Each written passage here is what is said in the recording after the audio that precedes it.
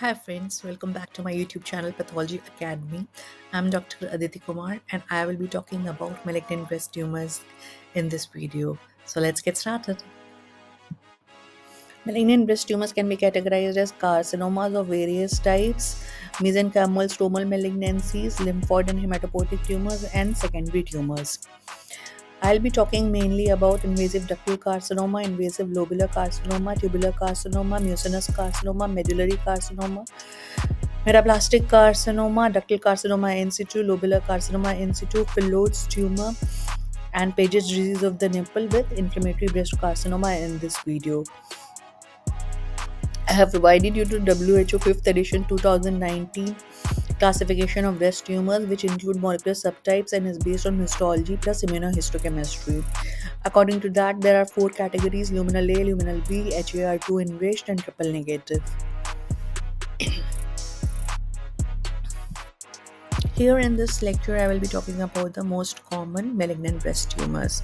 So, the most common malignant breast tumor is the invasive carcinoma of no special type, which is also known as IDC-NST or IDC-NOS. Other special types are lobular carcinoma, mucinous carcinoma, medullary carcinoma, tubular carcinoma, apocrino-metaplastic carcinoma. The in situ carcinomas, as I've already told you, are of two types: ductal carcinoma in situ and lobular carcinoma in situ. So, I will be talking about these carcinomas in detail in this lecture. This is a micrograph of infiltrating ductal carcinoma, and you can see here the tumors are cells are arranged in forms of ducts, and they are invading the desmoplastic stroma. Here I will be discussing the key features of special histological types.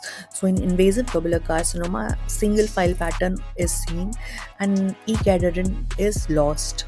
So always remember there is loss of E-cadherin in invasive lobular carcinoma while E-cadherin is present in invasive ductal carcinomas.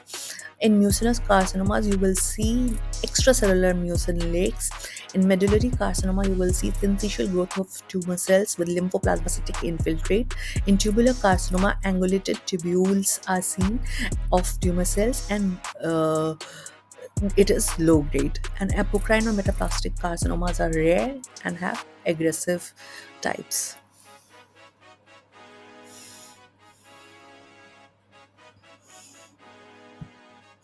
This is a micrograph of invasive lobular carcinoma. Here you can see the cells are in cord-like arrangement, single cord-like arrangement or single file pattern is this is known as. So this is a micrograph of invasive lobular carcinoma. You can see the tumor cells invading the stroma. As I have shown you in the micrograph, IDC will show infiltrative nest glands with desmoplastic stroma, and infiltrating lobular carcinoma will show single file pattern and targetoid duct involvement.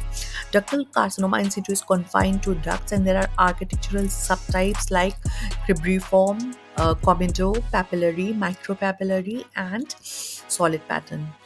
Mucinous carcinomas, you will see clusters of tumor cells floating in mucin. And tubular carcinoma, you will see well differentiated small tubules of neoplastic cells. This is a micrograph and the gross picture of mucinous carcinoma. You can appreciate the gelatinous texture in the gross picture, and you can appreciate extracellular pools of mucin in the micrograph where you can see the tumor cells are floating. So there are tumor cells floating in the extracellular pools of mucin. This is a micrograph of metaplastic carcinoma. In metaplastic carcinoma, you can find squamoid differentiation, spindle cell differentiation, etc. Talking about inflammatory breast carcinoma, it's a highly aggressive type of invasive breast cancer characterized by rapid onset of swelling, redness, and warmth due to tumor emboli in dermal lymphatics, not due to infection. Clinical features: rapid onset of breast erythema and edema, usually within 6 months. PUD orange appearance, that is, orange peel texture due to lymphatic blockage. Warm, tender, enlarged breast without a distinct mass. Often nipple retraction or flattening is seen. Axillary lymphadenopathy is common. No systemic signs of infection, which helps it differentiate from mastitis. Pathology: underlying high grade invasive ductal carcinoma, usually of no specific type. Tumor emboli in dermal lymphatic, seen on skin punch biopsy, or it is seen whenever the biopsy is taken. Tumor emboli in the dermal lymphatics. It's characteristic for inflammatory breast carcinoma. IHC wise, it's often ER negative, PR negative, and HER2 positive. High Ki67 proliferation index. It can be triple negative also. Now, this is a microgram from inflammatory breast carcinoma where you can appreciate the tumor cells in the dermal lymphatics. Paget's disease. Paget's disease is caused by malignant intraepithelial adenocarcinoma cells, or the Paget cells spreading from underlying breast carcinoma through the laxatiferous ducts to the epidermis of the nipple. Histopathology: you will find Paget cells, which are large cells with clear pale cytoplasm, prominent nuclei, and intraepidermal location. Paget cells spread in single cells or nest within the epidermis and is often associated with underlying DCIS or invasive carcinoma. Here in this micrograph, in the basal lesion of the epidermis, you can appreciate multiple Paget cells, which are large cells with halo around them and atypical nuclei. I have told you about benign Phyllodes tumor in the video of benign breast tumors. Here I am concentrating on borderline and malignant Phyllodes tumor. The borderline Phyllodes tumor is intermediate features between benign and malignant, and they have a potential to recur locally and rarely metastasize. Management is wide local excision with more than 1 centimeter margin. No axillary dissection is usually required because of lymph node metastasis is rare. Recurrence risk is higher than benign. And malignant Phyllodes tumor are high-grade tumors with infiltrative margins, marked stromal OATP, and frequent mitosis.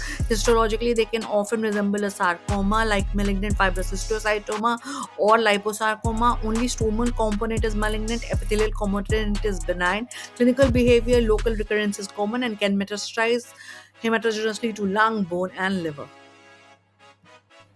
Here's a chart to differentiate between benign, borderline, and malignant breast tumors.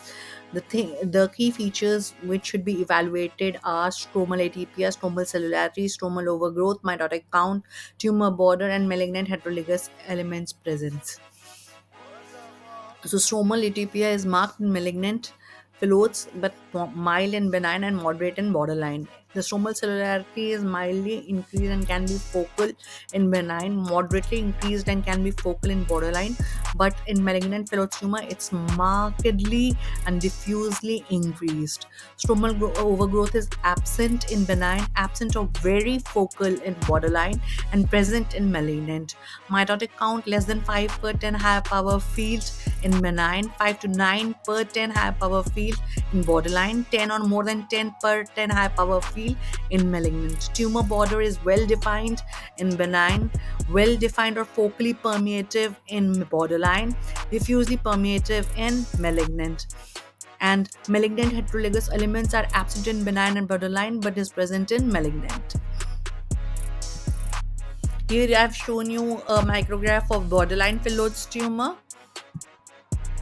and this is a micrograph of malignant Phyllodes tumor. You can note the atypia of the tumor cells and increased cellularity in B and A respectively.